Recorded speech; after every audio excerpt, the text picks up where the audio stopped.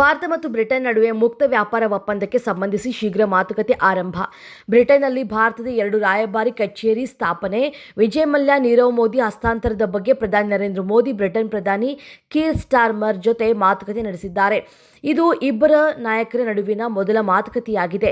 G20 ಶೃಂಗಸಭೆ ಬಳಿಕ ಉಭಯ ನಾಯಕರು ದ್ವಿಪಕ್ಷೀಯ ಮಾತುಕತೆ ನಡೆಸಿದ್ದಾರೆ. ವ್ಯಾಪಾರ ಒಪ್ಪಂದ ಭದ್ರತೆ, ಶಿಕ್ಷಣ, ತಂತ್ರಜ್ಞಾನ, ಹವಾಮಾನ ಬದಲಾವಣೆಯಂತಹ ಕ್ಷೇತ್ರಗಳಲ್ಲಿ ಸಮಗ್ರ ಸಹಕಾರ ಒಳಗೊಂಡಂತೆ ಭಾರತದೊಂದಿಗೆ ಹೊಸ ಕಾರ್ಯತಂತ್ರದ ಪಾಲುದಾರಿಕೆಯನ್ನು ನಾವು ಬಯಸುತ್ತಿದ್ದೇವೆ ಅಂತ ಬ್ರಿಟನ್ ಹೇಳಿದೆ. ರಾಜ್ಯದ ಐತಿಹಾಸಿಕ ನೆಲದ ಸಂಸ್ಕೃತಿ ಪರಂಪರೆಯ ತಾಣಗಳಲ್ಲಿ ಲಕ್ಕುಂಡಿ, ದಕ್ಕನ್ ಪ್ರಸ್ಥಭೂಮಿ ಸೇರಿವೆ.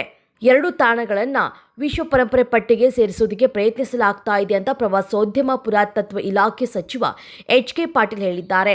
ವಿಧಾನಸೌಧದಲ್ಲಿ ಮಂಗಳವಾರ ಕರೆದ ಸುದ್ದಿಗೋಷ್ಠಿಯಲ್ಲಿ ಮಾತನಾಡಿದ ಅವರು, ಗದಗ ಜಿಲ್ಲೆಯ ಲಕ್ಕುಂಡಿ 1000 ವರ್ಷಗಳ ಹಿಂದೆ ಪ್ರಮುಖ ನಗರ, ದೇವಾಲಯಗಳ ನೆಲೆವೀಡು ಅಂತ ಪ್ರಸಿದ್ಧವಾಗಿದೆ. ಚಾಲುಕ್ಯರು, ಕಲಚೂರಿಗಳು, ಹೊಯ್ಸಳರು ಮುಂತಾದ ಅರಸರ ಆಳ್ವಿಕೆಗೆ ಒಳಪಟ್ಟಿದ್ದ ಲಕ್ಕುಂಡಿಯಲ್ಲಿ ಟಂಕಸಾಲೆ, ತಲಾ 101 ಗುಡಿ ಹಾಗೂ ಬಾವಿಗಳಿವೆ. ಮಹಾವೀರ ಜೈನ ದೇವಾಲಯ, ಕಲ್ಯಾಣ ಚಾಲುಕ್ಯರ ವಾಸ್ತುಶೈಲಿ, ಆಕರ್ಷಣೀಯ ಕಲಾಕೃತಿಗಳಿವೆ. ತಿಗಳರಪಾಳ್ಯ ಮುಖ್ಯ ರಸ್ತೆಯಲ್ಲಿ ಸಂಭವಿಸಿದ ಅಪಘಾತದಲ್ಲಿ ಕಾರು ನಿಲುಗಡೆ ಮಾಡದೆ ಪರಾರಿಯಾಗಿದ್ದ ಚಾಲಕ ಹಾಸನ ಜಿಲ್ಲೆ ಚನ್ನರಾಯಪಟ್ಟಣದ ನಿವಾಸಿ ಖಾಜಾ ಮೊಹಿದ್ದೀನ್ ಎಂಬಾತನನ್ನು ಕಾಮಾಕ್ಷಿಪಾಳ್ಯ ಠಾಣೆ ಪೊಲೀಸರು ಸೋಮವಾರ ಬಂಧಿಸಿದ್ದಾರೆ. ನವೆಂಬರ್ 13ರಂದು ಮಧ್ಯರಾತ್ರಿ 2 ಗಂಟೆ ಸುಮಾರಿಗೆ ಕೆಂಪೇಗೌಡ ವೃತ್ತದಲ್ಲಿ ಸಂಭವಿಸಿದ ಅಪಘಾತದಲ್ಲಿ ದ್ವಿಚಕ್ರ ವಾಹನ ಸವಾರ ಶಶಿಕುಮಾರ್ ಅವರು ಮೃತಪಟ್ಟಿದ್ದರು.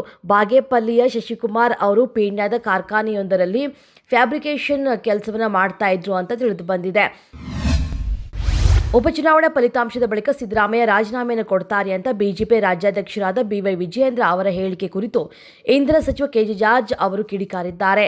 ವಿಜಯೇಂದ್ರ ಕೇಳಿ ಸಿಎಂ ಮಾಡಿಲ್ಲ, ಸಿದ್ದರಾಮಯ್ಯ ದಕ್ಷರಾಗಿದ್ದಾರೆ, ಅವರೇ ಮುಂದುವರಿಯುತ್ತಾರೆ ಅಂತ ಸಚಿವ ಜಾರ್ಜ್ ಹೇಳಿದ್ದಾರೆ. ಇನ್ನು ನಕ್ಸಲ್ ಚಟುವಟಿಕೆ ಕುರಿತು ಮಾತನಾಡಿ, ನಕ್ಸಲ್ ಚಟುವಟಿಕೆ ಮೊದಲಿನಿಂದಲೂ ಕೂಡ ಇತ್ತು. ನಾನು ಗೃಹ ಸಚಿವನಾಗಿದ್ದಾಗ ಹಲವರು ಶರಣಾಗತರಾಗಿದ್ದರು. ಇಲ್ಲಿಯವರೆಗೂ ನಕ್ಸಲ್ ಚಟುವಟಿಕೆ ಇರಲಿಲ್ಲ. 4 ವರ್ಷದ ಹಿಂದೆ ಆಕ್ಟಿವ್ ಆಗಿದ್ದಾರೆ, ಅದನ್ನು ಮಟ್ಟ ಹಾಕುತ್ತೇವೆ ಎಂದರು.